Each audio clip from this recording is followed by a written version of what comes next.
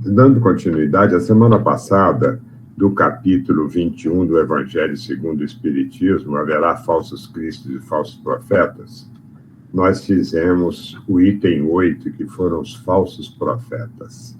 E hoje, dando sequência, ainda dentro do mesmo tema, nós vamos ler e conversar um pouco sobre caracteres do verdadeiro profeta. Item 9 do capítulo 21. Desconfiai dos falsos profetas. É útil em todos os tempos essa recomendação, mas sobretudo nos momentos de transição em que, como no atual, se elabora uma transformação da humanidade, porque, então, uma multidão de ambiciosos e intrigantes se arvoram em reformadores e messias. É contra esses impostores que se deve estar em guarda, correndo a todo homem honesto o dever de os desmascarar. Perguntareis sem dúvida como reconhecê-los. Aqui tendes o que os assinala. Somente a um hábil general capaz de o dirigir se confia o comando de um exército. Jamais julgais que Deus seja menos prudente do que os homens? Ficais certos de que só confia missões importantes aos que ele sabe capazes de as cumprir, porquanto as grandes missões são fardos pesados para carregá-los. Em todas as coisas, o mestre há de sempre saber mais do que o discípulo, para fazer que a humanidade avance moralmente e intelectualmente, são precisos homens superiores em inteligência e em moralidade. Por isso, para essas missões, são sempre escolhidos espíritos já adiantados, que fizeram suas provas noutras existências, visto que, se não fossem superiores ao meio em que têm de atuar, nula lhes resultaria a ação. Isto posto, haveis de concluir que o verdadeiro missionário de Deus tem de justificar pela sua superioridade, pelas suas virtudes, pela grandeza, pelo resultado e pela influência moralizadora de suas obras, a missão de que se diz portador. Tirai também esta outra consequência. Se pelo seu caráter, pelas suas virtudes, pela sua inteligência, ele se mostra abaixo do papel com que se apresente, ou da personagem sob cujo nome se coloca, mais não é do que um estrião de baixo estofo, que nem sequer sabe imitar o modelo que escolheu. Outra consideração. Os verdadeiros missionários de Deus ignoram-se a si mesmos em sua maior parte. Desempenham a missão a que foram chamados pela força do gênio que possuem, secundado pelo poder oculto que os inspira, e dirige a seu malgrado, mas sem desígnio premeditado. Numa palavra, os verdadeiros profetas se revelam pelos seus atos, são adivinhados, ao passo que os falsos profetas se dão eles próprios como enviados de Deus. O primeiro é humilde e modesto, o segundo orgulhoso, cheio de si, fala com altivez e, como todos os mendazes, parece sempre temeroso de que não lhe deem crédito.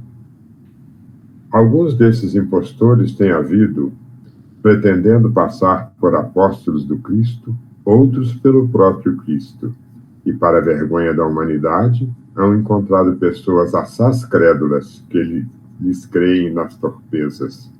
Entretanto, uma ponderação bem simples seria bastante a abrir os olhos do mais cego, a de que, se o Cristo reencarnasse na Terra, viria com todo o seu poder e todas as suas virtudes, a menos se admitisse, o que for absurdo, que houvesse degenerado. Ora, do mesmo modo que se tirardes a Deus um só de seus atributos, já não tereis Deus. Se tirardes uma só de suas virtudes ao Cristo, já não mais o tereis. Possuem todas as suas virtudes os que se dão como o Cristo? Essa a questão. Observai-os, perscrutai-lhes as ideias e os atos, e reconhecereis que, acima de tudo, lhes faltam as qualidades distintivas do Cristo, quais sejam a humildade e a caridade. Sobrando-lhes as que o Cristo não tinha, a cupidez e o orgulho. Notai, ademais, que neste momento há em vários países muitos pretensos Cristos, como há muitos pretensos Elias, muitos João ou Pedro, e que não é absolutamente possível sejam todos verdadeiros. Tende como certo que são apenas criaturas que exploram a credulidade dos outros e acham cômodo viver às custas dos que lhe prestam ouvidos. Desconfiai, pois, dos falsos profetas, máxime numa época de renovação qual a presente, porque muitos impostores se dirão enviados de Deus. Eles procuram satisfazer na terra a sua vaidade, mas uma terrível justiça os espera, podeis estar certos. Erasto, Paris, 1862.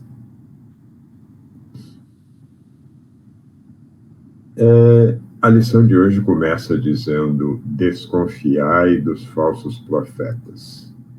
É útil em todos os tempos essa recomendação. É o que nos diz aqui o Erasto, mas sobretudo nos momentos de transição que, como no atual, se elabora a transformação da humanidade. Porque então, uma multidão de ambiciosos e intrigantes se arvoram em reformadores e messias.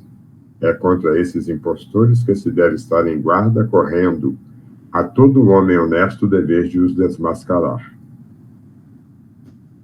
Bem, vamos conversar um pouquinho sobre esse início aí.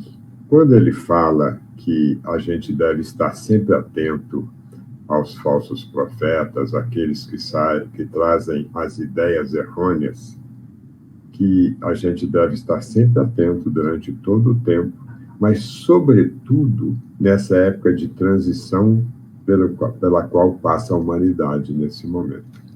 Aqui Erasto quer nos falar das transformações pelas quais o nosso planeta está passando para mudar da sua condição de mundo de expiação e provas para mundo de regeneração.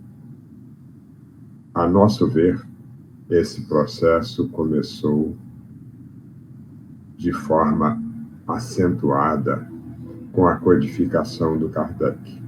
De lá para cá, várias situações vêm acontecendo, gerando essas condições para que a humanidade possa se transformar.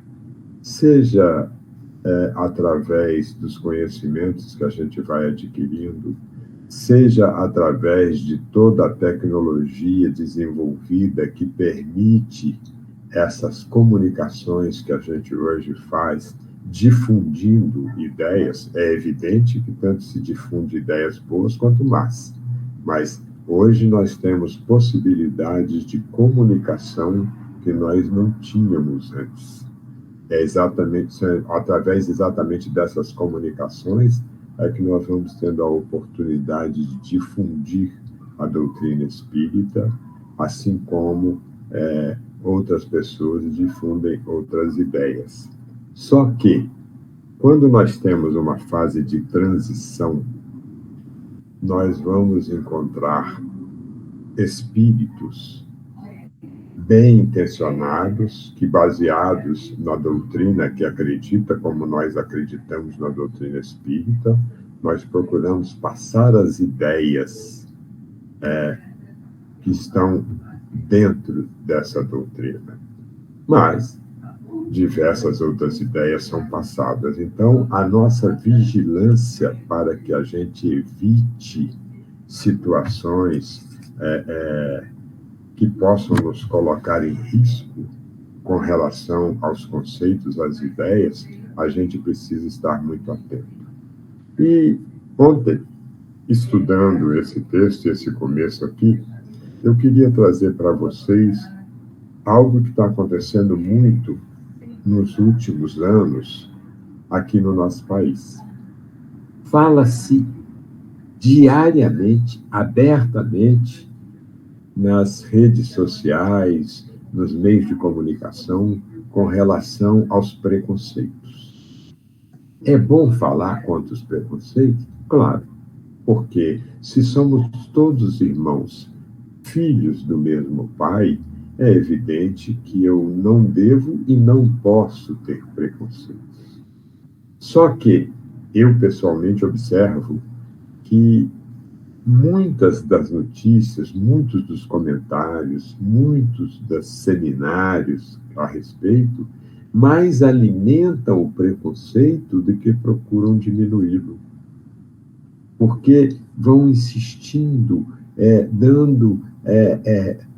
trazendo ideias, dando tonalidades fortes para esse preconceito, quando nós deveríamos, para evitar o preconceito, desenvolver a ideia da humanidade na sua universalidade, independente da condição de cada um de nós. Não importa se eu sou branco, se eu sou preto, se eu sou amarelo, de que raça eu sou, em que país que eu nasci, em que cidade que eu nasci, não importa.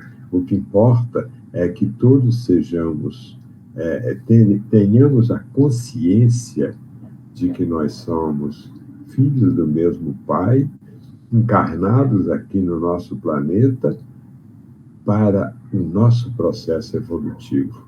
E cada um, evidentemente, escolherá o seu caminho, a sua maneira de agir e de viver, que melhor entenda seja necessário para o seu crescimento.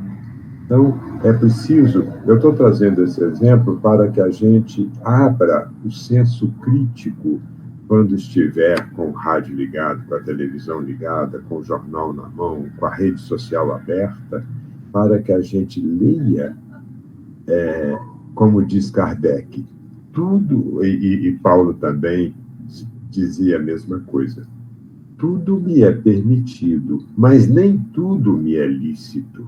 Então, é importante que eu abra o meu raciocínio, meu senso crítico, e que eu analise aquilo que eu acabei de ler e verifique se efetivamente está de acordo com aquilo que eu acredito, baseado na doutrina que eu professo.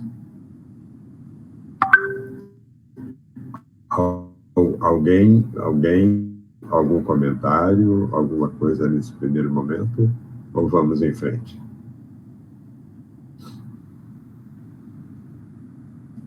Como ninguém se manifestou, vamos em frente. Vamos em frente.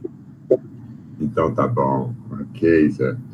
Bem, depois ele traz aqui, assim, perguntarei sem dúvida como reconhecê-los. Como reconhecer esses falsos profetas? Aqui tendes o que os assinala. E ele inicia dizendo que o pai, o dirigente, o comandante, só é respeitado na medida em que ele é hábil, que ele é capaz e que ele esteja preparado em condições para desenvolver o objetivo, a atividade para o qual ele foi convocado. Ou seja, é preciso que haja um preparo prévio para que esse general, este comandante, esse líder, esteja efetivamente preparado para as missões. E quanto mais importante a missão, ele fala aqui, mais necessário o preparo, a condição, a coragem, o conhecimento, a instrução para que a missão possa ter êxito. Que ele diz aqui que em todas as coisas o mestre há de ser sempre mais do que o discípulo. É evidente, porque se eu vou ensinar alguma coisa, é preciso que eu saiba mais do que o discípulo que está me ouvindo. E para as principais atividades, sobretudo ligadas ao nosso processo evolutivo, ao desenvolvimento da doutrina, à difusão dos conceitos. É preciso que haja muito estudo, muito preparo. E missões importantes são confiadas àqueles que realmente têm estrutura para tal, né? Porque ele também diz aqui que por isso que essas missões são sempre escolhidas espíritos já adiantados que fizeram suas provas em outras existências, visto que se não fossem superiores ao meio em que se tem de atuar, nula lhes resultaria a ação. Então, na verdade, quando nós formos desenvolver alguma atividade, preparemos-nos para ela de tal forma que a gente possa ter êxito no objetivo e no resultado daquilo que a gente pretende. E continuemos com senso crítico, aí neste caso, para nós próprios. Cada vez que a gente se prepare para um estudo, para uma missão dentro da doutrina espírita, é preciso que nós nos perguntemos, quando a gente estiver terminando o preparo do trabalho, está de acordo com a doutrina? Há algo aí que possa dar a entender de uma forma diferente os conceitos básicos que o Kardec nos trouxe? Há algo aí que esteja em desacordo com o Evangelho? Se dissermos sim, voltemos e vamos revisar o texto, né? Mas como ele fala aqui que são espíritos que já cumpriram as suas provas em outras encarnações, em outras existências, e que eles precisam ter um conhecimento elevado, quanto mais importante a missão, pode-se supor, então, que isso poderia gerar vaidade, orgulho pela posição ocupada. É evidente que não é assim que as coisas acontecem. Não é assim que as... Carla, bom dia. Bom dia. Assim que as coisas acontecem. É preciso que haja, e nós vamos ler um pouquinho do texto seguinte, os próximos 2 parágrafos, nós vamos conversar um pouco mais sobre eles, tá? Então, aqui ele coloca: isto posto, a vez de concluir que o verdadeiro missionário de Deus tem de justificar, pela sua superioridade, pelas suas virtudes, pela grandeza, pelo resultado e pela influência moralizadora de suas obras, a missão de que se diz portador. Tirai também uma outra consequência. Se pelo seu caráter, pelas suas virtudes, pela sua inteligência, ele se mostra abaixo do papel com que se apresente, ou da personagem sob cujo nome se coloca, mas não é do que um estrião de baixo estofo que nem sequer sabe imitar o modelo que escolheu. Estrião é palhaço, bobo, comediante, jogral, né? E baixo estofo é aquele que está estagnado, aquele que está parado, aquele que não sabe nem se sobe ou se desce, ou enfim, alguém que está perdido aí. E uma outra consideração para a gente conversar. Os verdadeiros missionários de Deus ignoram-se a si mesmos, em sua maior parte. Desempenham a missão a que foram chamados pela força do gênio que possuem, secundado pelo poder oculto que os inspira e dirige a seu malgrado, mas sem desígnio premeditado. Numa palavra, os verdadeiros profetas se revelam pelos seus atos, são adivinhados, ao passo que os falsos profetas se dão eles próprios como enviados de Deus. O primeiro é humilde e modesto, o segundo orgulhoso e cheio de si. Fala com altivez e, como todos os mendazes, ou seja, os mentirosos, parece sempre temeroso de que não lhes deem crédito. Vamos conversar um pouquinho sobre isso.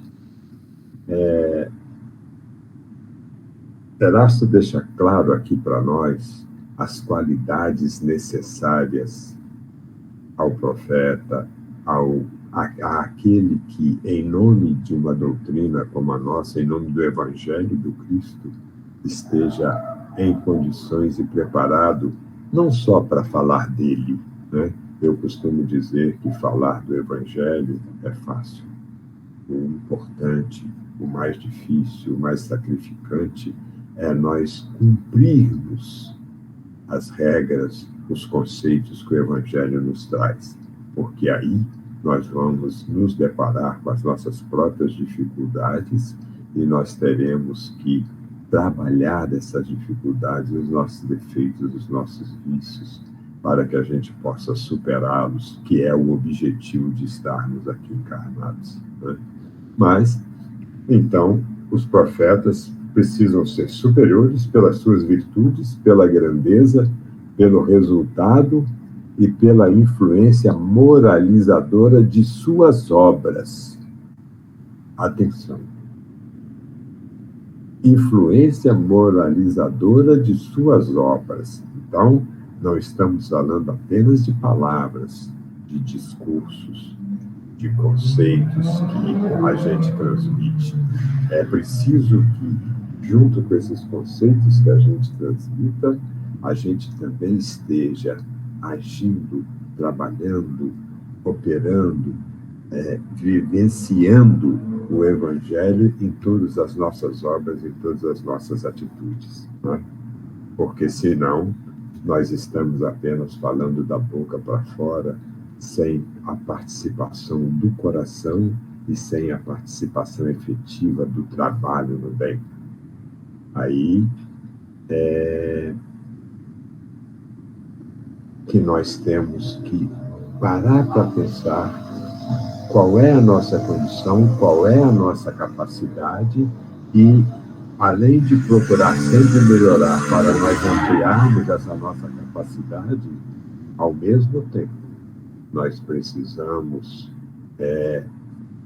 desenvolver o melhor que nós pudermos para que a gente possa ter autoconhecimento e sabermos de quanto a gente dá conta de agir dentro da doutrina e que nós possamos agir sempre no limite da nossa capacidade, sempre nos preparando para aumentar, para ampliar esse limite, para que a gente possa trabalhar mais ainda. E eu quero chamar a atenção para a outra consideração que ele colocou aqui. Os verdadeiros missionários de Deus ignoram-se a si mesmos em sua maior parte. Desempenham a missão a que foram chamados pela força do gênio que possuem, secundado pelo poder oculto que os inspira e dirige a seu malgrado, mas sem desígnio premeditado. Numa palavra, os verdadeiros profetas se revelam pelos seus atos, são adivinhados, ao passo que os falsos profetas se dão eles próprios como enviados de Deus. Ontem, durante meu preparo, eu parei aqui e fiquei pensando naqueles profetas, naqueles missionários que a gente conhece e que efetivamente ignoram a si mesmos e desenvolvem um trabalho fantástico. E me veio à mente um personagem ligado à Igreja Católica, que eu quero falar um pouquinho, trazê-lo como exemplo para nós. Frei Damião de Welster formou-se, ordenou-se frei e pediu permissão a seus superiores para ir para uma ilha de leprosos no Caribe. Naquela época, isso é coisa de 1800 alguma coisa para 1900. Naquela época, como não havia tratamento, os leprosos eram afastados da convivência social. Desculpa. E havia lá uma ilha onde ela estava toda habitada por leprosos, e aqueles que adquiriam a doença eram enviados para lá. E uma vez por mês, o navio ia até lá, levando mantimentos, roupas, remédios, os que haviam à época, para que pudessem ser distribuídos aos habitantes da ilha. E Frei Damião de Welster novinho, teve diálogos fantásticos com o comandante do navio durante a ida, porque ele conseguiu a permissão, e ele sempre defendendo a ideia da vida futura, do espírito, e o comandante muito mais ligado às coisas terrenas, tentando convencê-lo, dizer: Frei, novo como o senhor é, com toda uma vida pela frente, como é que o senhor vai para se isolar num lugar desse, naquelas condições deploráveis de doença? E ele dizendo: mas lá tem irmãos que necessitam de apoio, que necessitam de ajuda. Enfim, na hora de despedir do comandante do navio, que o navio nem aportava propriamente na ilha, ele parava um pouco antes e vinha uma barcaça buscar as coisas. Na despedida, o comandante disse: bom, então adeus, que não lhe verei mais. Ele disse: não, muito pelo contrário, breve nos encontraremos, e apontou para o céu. Bom, Frei Damião de Velster chegou à ilha, encontrou uma balbúrdia, imagine, sem comando, sem liderança, cada um fazendo o que queria, a maioria toda revoltada pela doença que eles tinham. Então, resumindo, ele conseguiu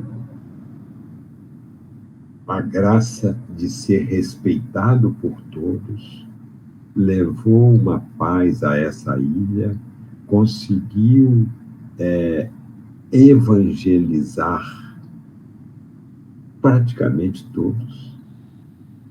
E, como ele diz aqui, ignora o verdadeiro missionário, o verdadeiro profeta ignora a si mesmo. É evidente que ele estava exposto à lepra na medida em que ele foi para lá. Num determinado dia, ele tinha uma pessoa que o ajudava, era uma espécie de mordomo, coisa assim, por falta de um nome melhor, porque ele não estava à procura de mordomo, mas era uma pessoa que convivia com ele na casa, o ajudava na limpeza da casa, para fazer a comida e tudo. E todas as tardes vinham 2 tinas de água para ele se banhar. Uma de água fria primeiro, ele punha os pés e tal, e preparava, depois vinha uma de água quente, em que ele misturava com outro de água fria, para poder ficar na temperatura ideal, e ele poder banhar-se corretamente. Num determinado dia, esse seu auxiliar confundiu e trouxe primeiro o de água fervente. E o Frei enfiou os pés lá dentro e começou a se lavar. Quando o auxiliar voltou à cozinha e viu o erro, voltou correndo e viu o Frei já com os pés lá dentro, sem sentir dor, porque já estava insensível pela doença. Aí o auxiliar, tremendo, nervoso, agitado, ele disse: calma, eu sei que estou doente, só não sabia que já estava em estágio tão avançado.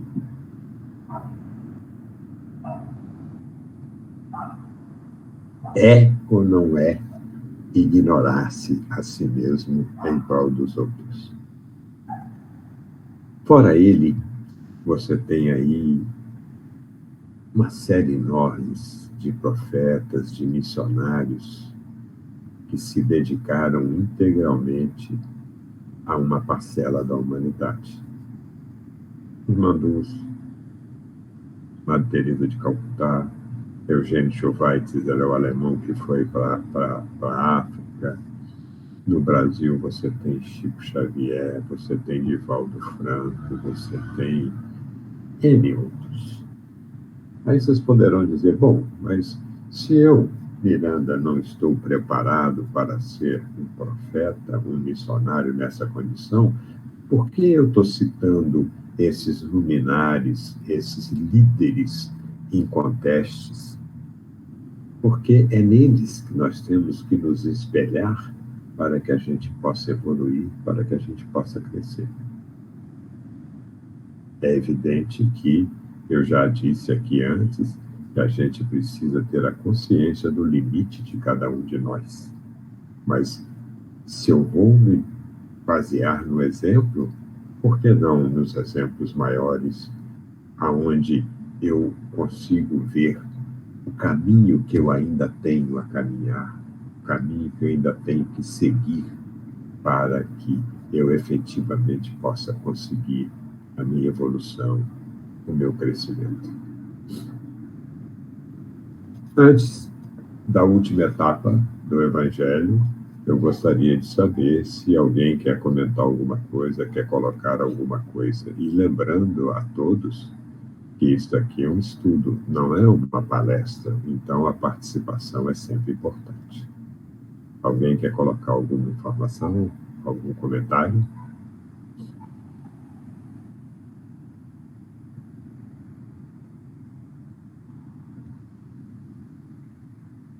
Então, já que todos permanecem em silêncio, vamos seguir.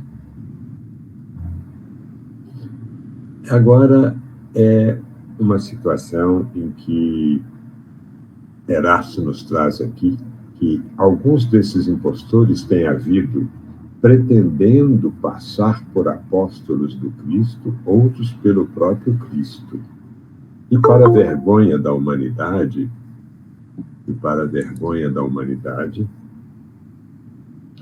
hão encontrado pessoas assaz crédulas que eles creem nas torpezas. Entretanto, uma ponderação bem simples seria bastante para abrir os olhos do mais cego, a de que se o Cristo reencarnasse na Terra, viria com todo o seu poder e todas as suas virtudes.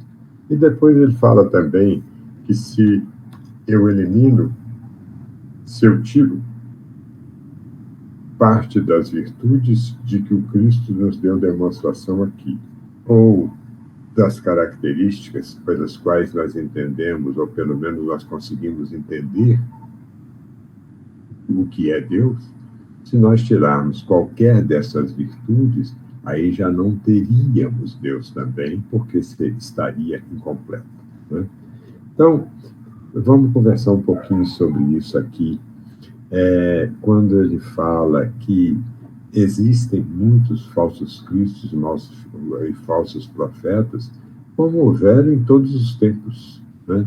Se nós olharmos para trás, para a história, nós vamos verificar que, em função da difusão de ideias e de conceitos errados do Evangelho, dos conceitos que o Cristo nos trouxe, nós tivemos séculos de guerras infames em nome de Deus.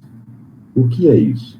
Nada mais, nada menos do que conceitos e ideias totalmente erradas, levando à conclusão de que eu estou com a verdade, portanto a doutrina minha é a única que vale, e aquele que não participa, aquele que não está ligado à minha doutrina é herege, não merece viver. Então eu vou guerreá-lo, eu vou matá-lo em nome de Deus.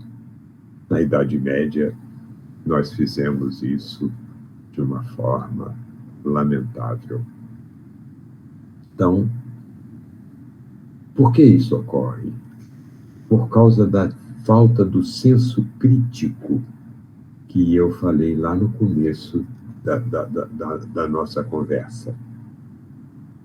Porque, na verdade, veja, Erasto é muito claro, ele é muito objetivo na colocação dos seus conceitos, ele coloca aqui: e para a vergonha da humanidade hão encontrado pessoas assaz crédulas, que eles creem nas torpezas.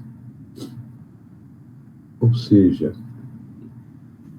é preciso que, quando nós ouvirmos uma ideia, um conceito, uma palestra, um estudo, que a gente sempre passe tudo pelo crivo da nossa razão. Porque espíritos ligados ao mal também têm inteligências fantásticas, que sabem desenvolver ideias e raciocínios e torcê-los num determinado ponto, num determinado momento, para trazer a ideia errada que desejam colocar. Então, é preciso que a gente tenha muito cuidado e Kardec, a gente sempre repete isso. Kardec deixa claro, é melhor recusar 10 verdades do que aceitar uma mentira. Então, ouvimos uma palestra fantástica que, de certa forma, o palavreado, a maneira com que foi colocada, nos trouxe ideias e conceitos. Paremos, nos recolhamos, pensemos naquilo que nós acabamos de ouvir e de ler e verifiquemos se realmente está de acordo com o Evangelho e de acordo com a doutrina. Temos dúvidas? Vamos procurar aqueles que sabem mais do que nós. Olha, li em tal situação esse texto aqui. Por favor, me informe. Está de acordo? Tem alguma coisa aqui que está incorreta? Conhece esse autor? Como é que é a atitude dele? Ele, além de palestrante, ele também atua, tem obras dentro da caridade, da solidariedade humana, da doutrina espírita, do Evangelho? Porque o tempo todo, Erasto aqui reafirma que não basta termos boas palavras, é preciso termos ação no bem para que nós possamos ser solidários entre nós, para que um esteja sempre ajudando ao outro, participando das atividades, do trabalho, levando paz, conforto, alegria, o que necessário for àqueles mais necessitados. Então, é preciso que a gente tenha esta preocupação. Mas eu vou discutir um texto que está escrito aqui, que foi o Emmanuel que escreveu. Emmanuel está sujeito a erros? Muito raramente, talvez, mas pode. Outra coisa, às vezes o conceito era o que vigorava na sociedade da época do Kardec, e hoje, bem diferente. Vocês vão se lembrar que na semana passada, no Livro dos Espíritos, que a gente fez o estudo sobre a igualdade entre o homem e a mulher, Kardec diz lá, na 800 e alguma coisa, que eu não sei de cor agora, que ao homem caberia o trabalho externo e mais pesado. À mulher, o trabalho interno em casa e mais leve, mais suave.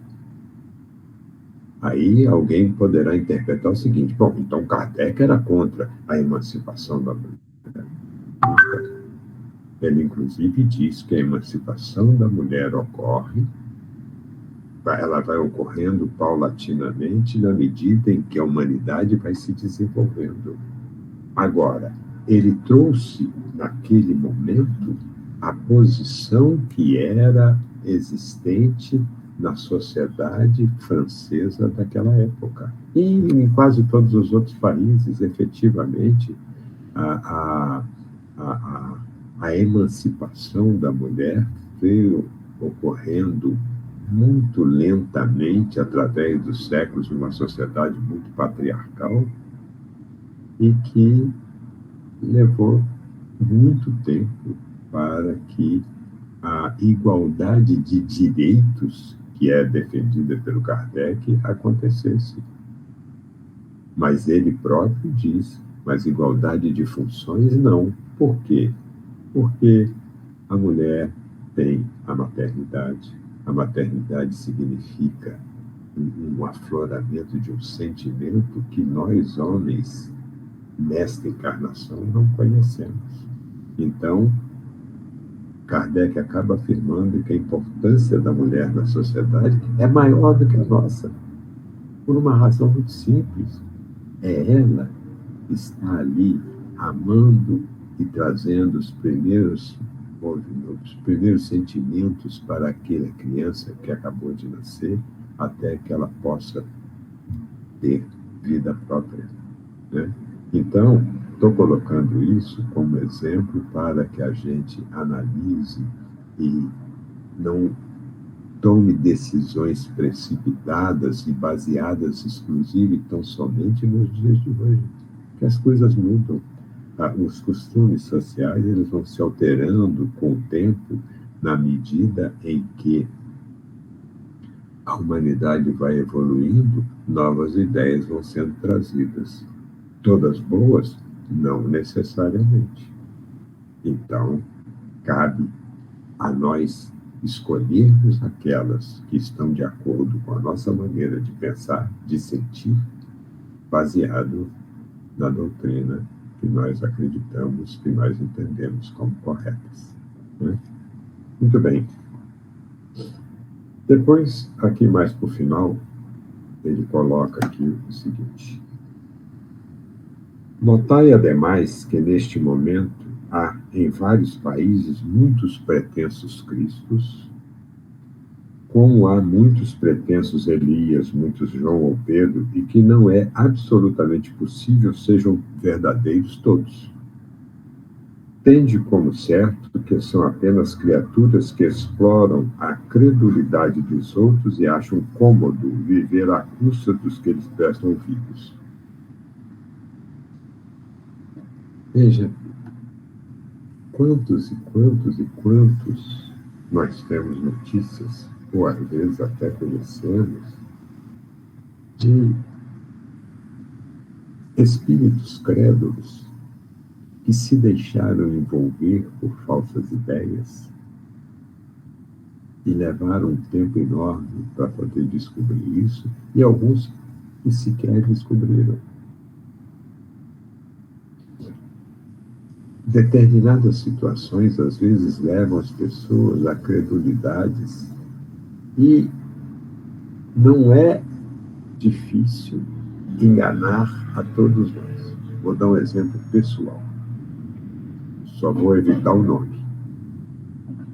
Lá por volta de década de 80, começo de década de 80, por aí, veio às minhas mãos, não sei como, um livro onde tinham mensagens fantásticas.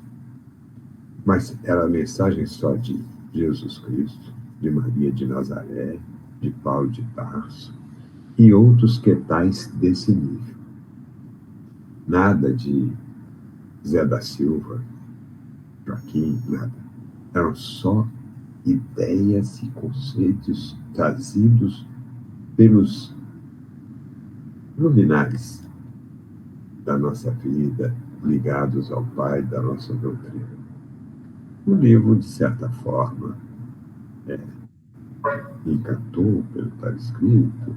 Eu ainda estava me defendendo aqui, evidentemente, ainda não tinha maiores conhecimentos da doutrina, não que os meus conhecimentos hoje sejam tão grandes, mas bem maiores do que aqueles do passado, graças a Deus. Aí, eu procurei o nosso irmão Valdemar e falei: olha aqui esse livro aqui, dá uma olhada, veja como eu gostei e achei ótimo, só mensagem importante do Cristo, da Maria de Nazaré, de João, de Paulo, de Pedro. Ele levou o livro. No dia seguinte, ele me ligou e disse assim: Miranda, abre seus olhos, olha aqui. E ele falou vários aspectos assim que eu não tinha observado, que nos levariam à conclusão de que aquilo estava errado, né? E ele depois deixou claro isso para a gente, para mim, que como um médium só recebe esses luminares, não é nada. Olha, Chico, que é o maior exemplo que nós tivemos e orientado por Emmanuel, nos trouxe 400 e tantos livros, raríssimas, através dele, alguma mensagem desses luminares, porque estamos num nível intermediário de entendimento, aonde tem uma série enorme de outros espíritos que podem nos trazer ensinamentos ótimos, fantásticos, né?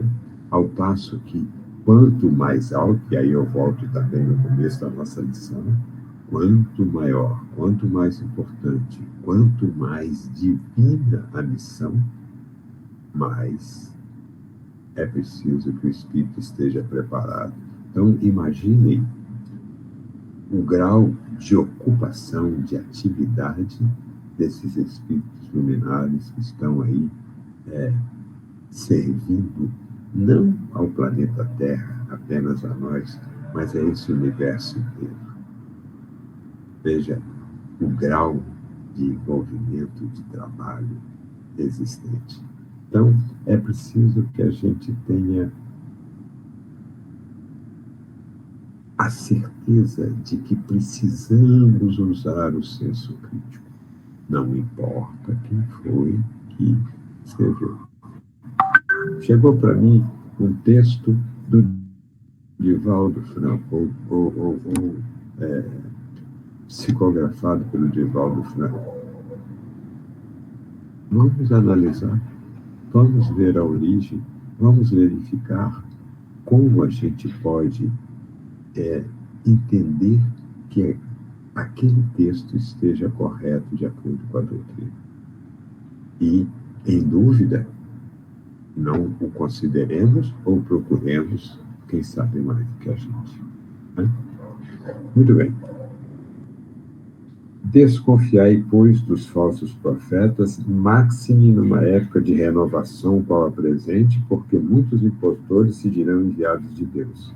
Eles procuram satisfazer na terra a sua vaidade, mas uma terrível justiça os espera, podeis estar certo.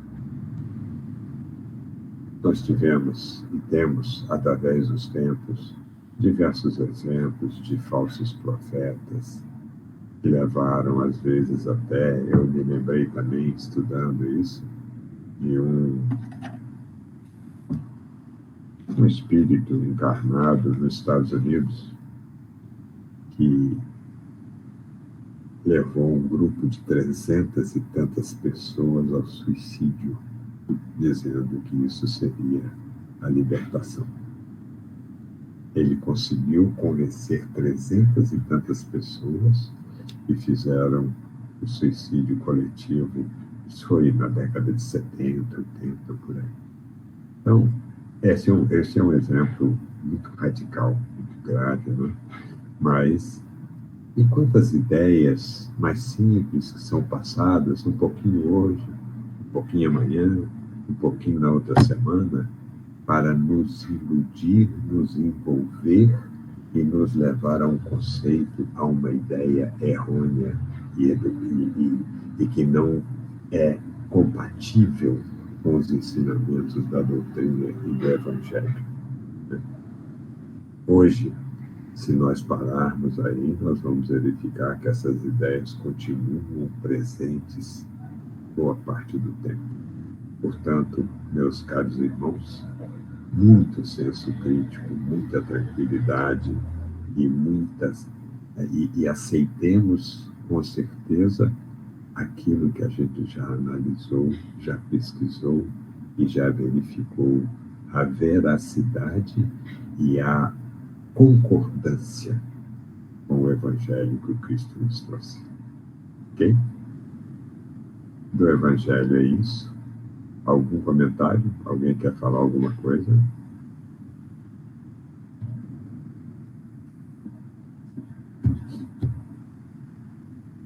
Vocês continuam muito silenciosos. Isso está virando palestra. E eu não tenho condição de fazer palestra, não. Eu sei fazer estudos participativos. Tá?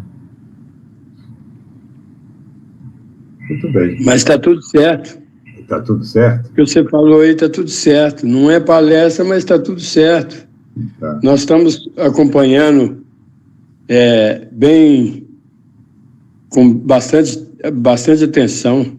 Muito obrigado pela atenção. Tá? Algo mais? Então vamos em frente. Vamos para o Livro dos Espíritos. Hoje nós temos no capítulo 9, da parte terceira da Lei de Igualdade, nós temos aqui 823 e 824, igualdade perante o túmulo. A semana passada, como eu disse, nós falamos da igualdade dos direitos do homem e da mulher. Então, hoje, nós vamos ver aqui o que Kardec e os espíritos superiores nos trazem com relação à igualdade perante o túmulo. A 823 diz o seguinte, a pergunta: de onde nasce o desejo que o homem sente de perpetuar sua memória por meio de monumentos fúnebres? O último ato de orgulho é a resposta. Letra A. Mas a suntuosidade dos monumentos fúnebres não é antes devida, as mais das vezes, aos parentes do defunto que lhe querem honrar a memória do que ao próprio defunto? Resposta. Orgulho dos parentes desejosos de se glorificarem a si mesmos. Sim, nem sempre é pelo morto que se fazem todas essas demonstrações. Elas são feitas por amor próprio e para o mundo, bem como por ostentação de riqueza. Supões, porventura, que a lembrança de um ser querido dure menos no coração do pobre, que não lhe pode colocar sobre o túmulo senão uma singela flor? Supões que o mármore salva do esquecimento aquele que na terra foi inútil? Muito bem, vamos conversar um pouquinho sobre isso aí.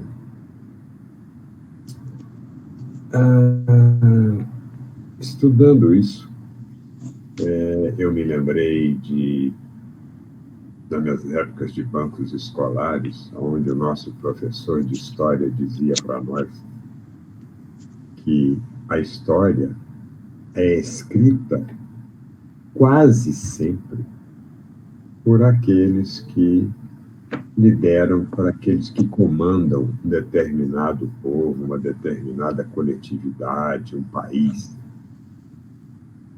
E é evidente isso, e quase sempre, quando um rei determina que alguém escreva a história do reinado dele, é evidente que ele vai procurar alguém que queira escrever de acordo com o que ele acha, enaltecendo a sua atividade, enaltecendo o seu reinado, o seu governo. Estou dizendo isso para que a gente possa iniciar o processo aí de raciocínio a respeito, porque do mesmo modo que a história é escrita por aqueles que a estão vivenciando, também as homenagens, as comendas, são também quase sempre destinadas, muitas das vezes, a pessoas que, por orgulho, por vaidade, estão recebendo aquela homenagem e muitas vezes não a merecem. Mas são amigos do rei, são amigos do líder, e isso faz com que elas recebam. Tem até um ditado português que eu gosto muito, que diz que são com comendas e bolos que se enganam os tolos. Bem, então, na verdade, quando nós falamos de túmulos suntuosos. É evidente que nós estamos falando de muitas pessoas que não foram úteis na sua vida na Terra, ou que não agiram de acordo com os princípios cristãos e evangélicos que nós professamos, mas que ainda assim receberam homenagens. Ao passo que outros, e aí nós vamos ver agora, depois na 824, nós vamos verificar que, por outro lado, você tem espíritos que aqui encarnados desenvolveram um trabalho de tal ordem aos quais é merecido exatamente aquela homenagem, aquela, vamos dizer, aquela perpetuação, se é que eu posso usar o termo, porque na verdade nada é perpétuo aqui enquanto matéria, para que as gerações futuras possam reverenciar estas pessoas. Então, mas também tem um detalhe, sim. Miranda, dá licença. Diga. Essas homenagens que faz aos mortos, vai enterrar os mortos, não adianta nada, porque o cara a matéria não está nem aí para isso, que vai tudo para o mesmo lugar. Agora, as pessoas tendem a fazer isso para enaltecer, que é uma família assim, que é o rei, como você está falando aí. As pessoas falam, nós fomos no enterro, você precisa de ver, só gente da alta, só coisa. O cara devia ser isso, aquilo, e às vezes era um cara perverso, era um cara que não deixou saudade. Nós é que temos que orar muito por ele, para que ele possa, talvez, melhorar lá no... Eu vou te dar um exemplo. A minha ex-esposa, ela faleceu, como era testemunho de Jeová, as minhas filhas, testemunho de Jeová, e eu caí na besteira, assim, sem nada. Falei, nós temos que orar muito por ela. Aí eu falei, não, os mortos não precisam de oração, não. Morreu, acabou. Não precisa de oração, não. Eu estou sentindo muita falta da minha mãe, não sei o quê. Ela, como mãe, ela foi ótima como mãe. Mas era uma pessoa muito possessiva. E com relação até os filhos, principalmente o mais velho que ficou com ela, possessiva demais e fanática demais. Então, eu no meu entender, para mim ela não deixou saudade nenhuma. Eu oro por ela porque eu acredito que ela está num outro plano, precisando de oração, precisando de melhorar. Assim como eu estou precisando melhorar aqui, e vou precisar de melhorar quando eu for, né? Mas ela precisa disso. Então, as pessoas, inclusive, já têm enterros, velórios, que são pagos pessoas para chorar para o morto. Então, são coisas assim absurdas, sabe? E eu tenho por mim que eu não vou. Eu vou, às vezes, como eu fui no cemitério, lá e tal, mas dia de finados, eu não vou. Eu prefiro fazer minha oração aqui do que ir no cemitério, porque eu sei que um dia eu vou para lá, né? Mas aí eu já não... Certo? Eu já não estou vendo. Eu estou vendo como espírito, mas meu corpo, nada. Uhum. Na verdade, né? Como são fugazes, né? Como são fugazes as honras terrenas, né? A glória aqui no mundo, ela é muito relativa e muito pequena. E ela, normalmente, se apaga com o tempo. É evidente que, se nós analisarmos também, bem lá de trás para cá, a gente vai verificar que há 4, 6 mil anos, por exemplo, os egípcios, eles tinham túmulos suntuosos para aquela época, preparados, mas eles acreditavam que eles iriam nascer de novo, e tanto que alguns túmulos tinham, inclusive, comidas e coisas desse tipo para que o morto, ao renascer, vamos dizer assim, ele pudesse já ter ali as condições. E é evidente que também aí tem, como eram reis, tinham as pirâmides e todas as formas de sarcófagos, né? Mas, em verdade, são situações momentâneas, temporárias, e os verdadeiros espíritos que cooperaram e que trouxeram evolução e progresso para a humanidade são homenageados, mas não se deixam envolver pelo orgulho, pela vaidade, porque eles sabem muito bem a missão que eles aqui vieram, o trabalho que aqui vieram desenvolver. Bom, vamos para o 824. Reprovais, então, de modo absoluto a pompa dos funerais? Não. Quando se tem em vista honrar a memória de um homem de bem, é justo e de bom exemplo. Aí vem o comentário do Kardec. O túmulo é o ponto de reunião de todos os homens. Aí terminam inelutavelmente todas as distinções humanas.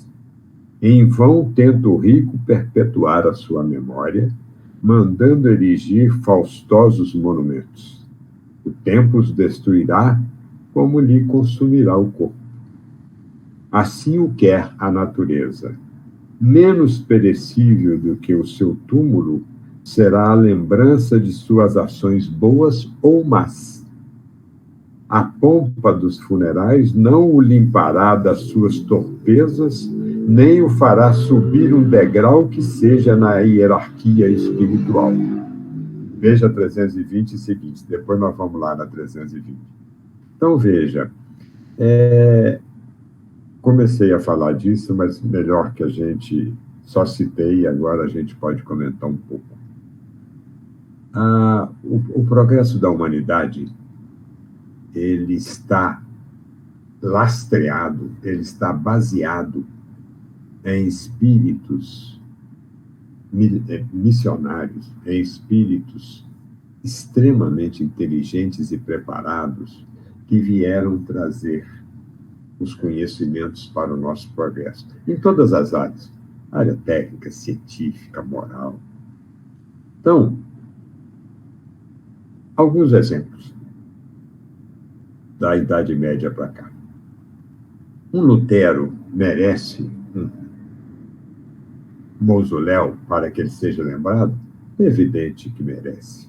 Desenvolveu todo um trabalho questionando e trazendo a conceituação correta do cristianismo para a época, evidentemente, alterando os desmandos que haviam, sobretudo, na Igreja Católica da época. Um Kardec merece e tem o seu mausoléu lá em Paris? Claro que merece. Ele trouxe a terceira revelação, ele trouxe a doutrina espírita, que é para nós o cristianismo reexplicado, redivivo, e nos trouxe essa certeza, esse conforto que a doutrina espírita nos traz com os conhecimentos que ele nos trouxe.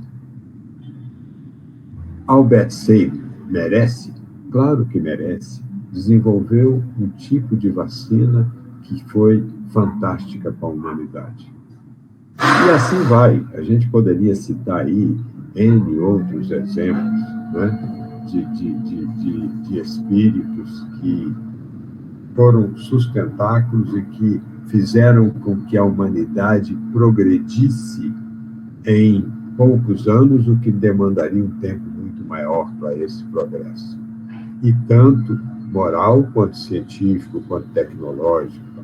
É evidente que moral nós estamos ainda aquém moralmente do desenvolvimento tecnológico, mas é tudo uma questão de tempo para que a gente possa efetivamente ir completando e tendo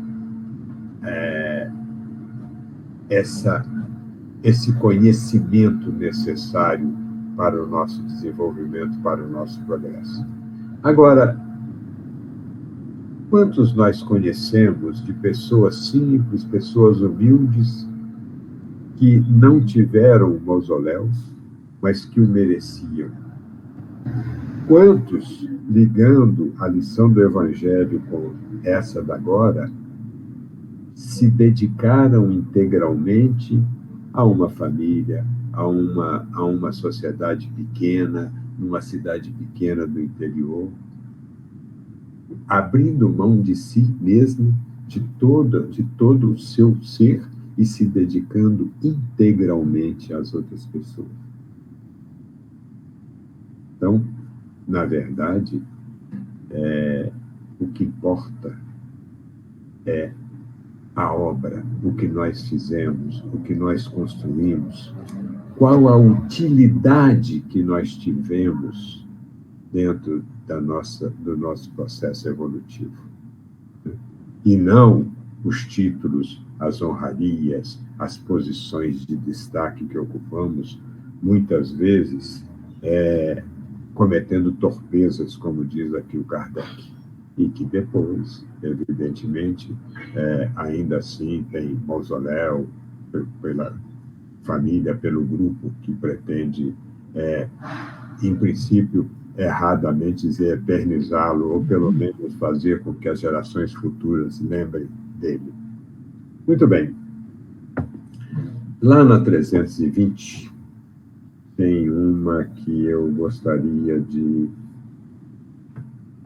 falar a respeito. Aqui, comemoração, no capítulo 6, da segunda parte do Livro dos Espíritos, tem aqui, na 320, o título é Comemoração dos Mortos Funerais.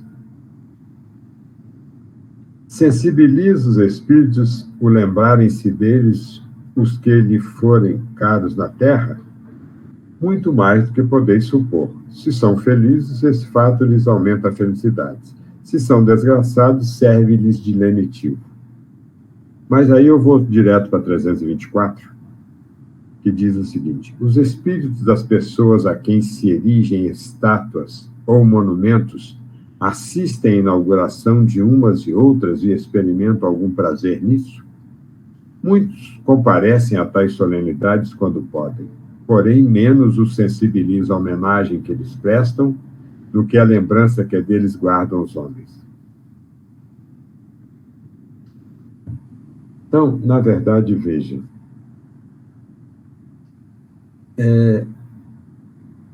aquele espírito que, em missão na Terra, na sua vida na Terra, foi útil, desenvolveu o melhor que pôde a si próprio e àqueles que estavam à sua volta, eles se preocupam muito mais com a lembrança, com a prece que a gente possa fazer por eles, do que por homenagens de um túmulo faustoso, de todo ano ir lá para colocar flores e coisas desse tipo. Ele prefere a manifestação de sentimentos. Óbvio que, ao colocar uma flor num túmulo, se eu estou com o coração cheio de sentimento, aquelas flores estarão levando ali também as vibrações daquele bom sentimento, é evidente. Não estou dizendo que não é para colocar flores, mas que a gente o faça com sentimentos. A prece, a oração é sempre fundamental em qualquer destes casos, né? Então, depois disso, aliás, voltando aqui, eu gosto muito disso também, né? com relação a esse Fausto, esse luxo dos túmulos todos enfeitados, granito, mármore, ouro, e outras coisas mais. Tem um samba cujo nome eu não me lembro de quem é, que num determinado ponto diz o seguinte: mais alto o coqueiro, maior é o tombo do coco. Afinal, todo mundo é igual quando tudo termina com a terra por cima e na horizontal. Né? Ou seja, o túmulo é o ponto de reunião de todos os homens. Esses versos só reafirmam o que o Kardec colocou aqui agora. Né? Bom, eu peguei mais 2 itens do Evangelho segundo o Espiritismo com relação a essa situação da igualdade perante o túmulo. Eu tenho aqui o item 8 do Evangelho segundo o Espiritismo, do capítulo 2, que o meu reino não é deste mundo, onde tem aqui no item 8 uma realeza terrestre. Vocês deverão se lembrar que se trata do depoimento de uma rainha de França, feita em Havre em 1863. E ela começa dizendo: quem melhor do que eu pode compreender a verdade dessas palavras de Nosso Senhor? Meu reino não é deste mundo. O orgulho me perdeu na terra. Quem, pois, compreenderia o nenhum valor dos reinos da terra se eu o não compreendia? Que trouxe eu comigo da minha realeza terrena? Nada, absolutamente nada. E como para que tornar mais terrível a lição, ela nem sequer me acompanhou até o túmulo. Rainha entre os homens, como rainha julguei que penetrasse no reino dos céus. Que desilusão! Que humilhação quando, em vez de ser recebida aqui, qual soberana, vi acima de mim, mas muito acima, homens que eu julgava insignificantes e aos quais desprezava por não terem sangue nobre. Como então compreendi a esterilidade das honras e grandezas com que tanta avidez se recrestam na terra. Para se granjear um lugar neste reino, são necessárias a abnegação, a humildade, a caridade, em toda a sua celeste prática, a benevolência para com todos. Não se vos pergunto o que fostes, nem que posição ocupastes, mas que bem fizestes, quantas lágrimas enxugastes. Então, veja, se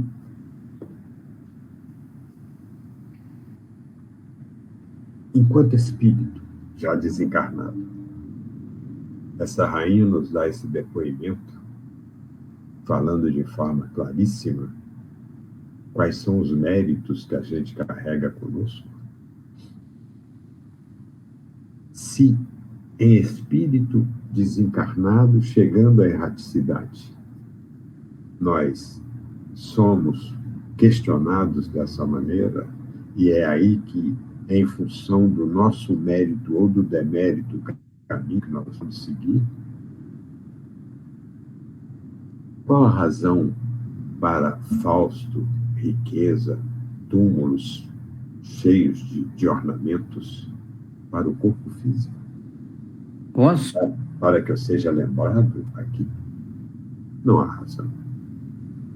Dario? Opa! Bom dia para todo mundo aí. Estou ouvindo o senhor falar aqui, estou me... E, na verdade, o que importa não é o que tem, né? O que importa é o que se fez. Uhum. Que é a pergunta que vai ser feita do lado de lá, como o senhor bem colocou, né? Não tem dúvida. Que vai ser questionado a nós lá é o que fizemos, até mesmo daquilo que tivemos. Uhum. Né? Se tivemos em abundância, o que foi que nós fizemos com essa abundância? Exato. Não tem dúvida, é isso mesmo. O bem que fizemos é a única herança que nos acompanha, e o nosso conhecimento adquirido, evidentemente, e o bem que fizemos é a única herança que nos acompanha depois da morte. Então, que cada qual de nós procure fazer o bem dentro das suas possibilidades. E se o fazemos dentro das nossas possibilidades, com toda certeza, nós receberemos a recompensa. Né? Muito bem. E depois, no capítulo 16 e 9, também o Evangelho segundo o Espiritismo, nós temos aqui a verdadeira propriedade. É um texto grande, né? Eu vou ler só o comecinho para a gente poder conversar também um pouquinho, e já está chegando a hora também de nós terminarmos. Capítulo 16, não se pode servir a Deus e a Mamon, instruções dos Espíritos, a verdadeira propriedade. Item 9. O homem só possui em plena propriedade aquilo que lhe é dado levar deste mundo. Do que encontra ao chegar e deixa ao partir, goza ele enquanto aqui permanece. Forçado, porém, que é a abandonar tudo isso, não tem das suas riquezas a posse real, mas simplesmente o usufruto. Que é então o que ele possui? Nada do que é de uso do corpo, tudo o que é de uso da alma. A inteligência, os conhecimentos, as qualidades morais. Isso que ele traz e leva consigo. O que ninguém lhe pode arrebatar, o que lhe será de muito mais utilidade no outro mundo do que neste. Depende dele ser mais rico ao partir do que ao chegar, visto como, do que tiver adquirido em bem, resultará sua posição futura. Quando alguém vai a um país distante, constitui a sua bagagem de objetos utilizáveis nesse país. Não se preocupa com os que ali lhe seriam inúteis. Procedei do mesmo modo com relação à vida futura. Aprovisionai-vos de tudo o que de lá vos possa servir.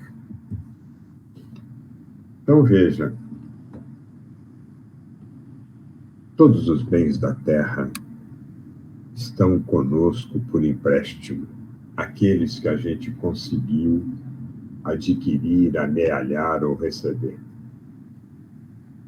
Nós recebemos esses bens materiais aqui, nós usufruímos deles. Se nós somos bons, nós procuramos dividir pelo menos parte deles com aqueles que estão à nossa volta e aqueles mais necessitados. E é preciso que a gente aprenda a despregar-se desses bens terrenos, a não nos deixar colocar os bens terrenos como objetivo da nossa vida. Eles são importantes? São. Eles dão conforto? Dão. Eles dão saúde? Dão. Mas também podem trazer a desgraça para nós, se nós somos egoístas, se nós somos possuidores, se nós somos cada vez mais mesquinhos naquilo que nós dispomos e não dividimos, não compartilhamos com aqueles que estão à nossa volta. Quanto mais eu me preocupar em ter do que ser, mais dificuldades eu vou ter. Portanto, que cada um de nós possa, através da sua vida, ser lembrado pelo bem que fez, pela mão que estendeu àquele que necessita, pelo carinho que levou àquele que estava necessitando, pelo conforto material ou não que levou àquele que estava necessitado, pelo abraço amigo que deu no momento em que o irmão estava em desequilíbrio, em dificuldade, em sofrimento. São essas propriedades, são esses valores que farão com que nós possamos chegar lá e apresentar, por pouco que seja. Mas vamos nos esforçar para que a gente possa aumentar esses bens, essas aquisições, para que a gente possa melhor apresentá-los quando nós formos. E assim, da minha parte, eu estou dando por encerradas atividades, mas perguntando a todos se querem completar, se querem falar alguma coisa dentro da lição nossa de hoje. Algo mais? Se não temos, agora uma pergunta, e essa eu espero ter resposta. Quem se dispõe a fazer a prece para nós? A Elô fez a prece de abertura. Agora eu gostaria que um dos nossos irmãos fizesse a prece de encerramento e agradecimento para nós. Quem fará?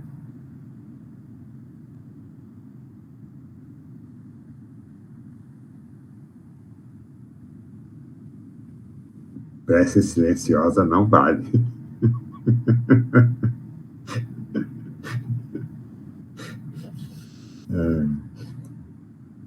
Já que ninguém se manifesta, faço eu a prece de encerramento. Vamos elevar os nossos pensamentos ao nosso Pai querido, ao Mestre Jesus,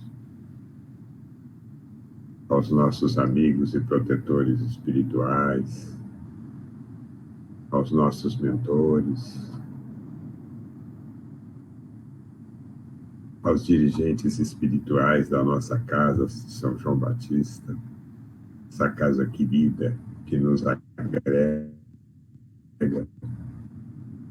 e pedir a essa espiritualidade superior e amiga que nos envolva, que nos ampare, que nos abençoe, que nos fortaleça,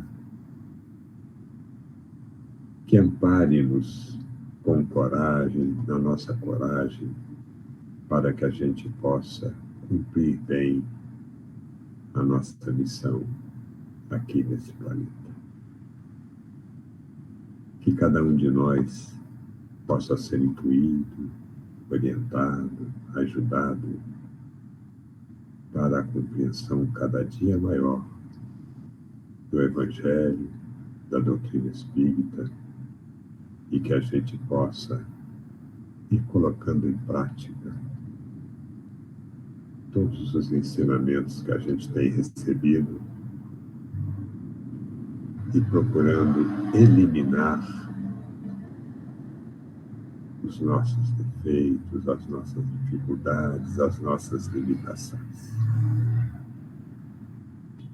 Abençoa a nossa querida casa de São João Batista, em Joatuba, para que ela possa receber as boas vibrações e continuar trilhando o caminho do bem, da solidariedade, do esclarecimento, em prol de todos nós.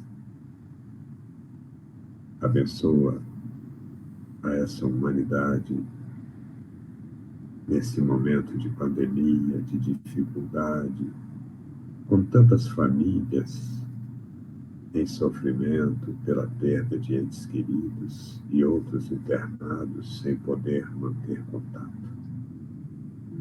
Mas que a espiritualidade amiga e o Mestre Jesus e o Pai de infinita bondade possa levar essas vibrações de saúde, de paz, de equilíbrio, de compreensão, de entendimento, de aceitação desse momento em que nós estamos vivendo. Não só para aqueles que estão doentes, internados em hospitais ou não, em UTIs, mas também para aqueles que estão em casa, reclusos, curando da doença. Abençoa também os nossos irmãos da área da saúde, que têm trabalhado incansavelmente para minorar dores, sofrimentos e dificuldades, que eles possam ser fortalecidos nesse trabalho. De nossa parte, o nosso mais profundo agradecimento por tudo que a gente tem recebido. Faça-se em nós, Pai querido, hoje e sempre, segundo a sua vontade. E que assim seja.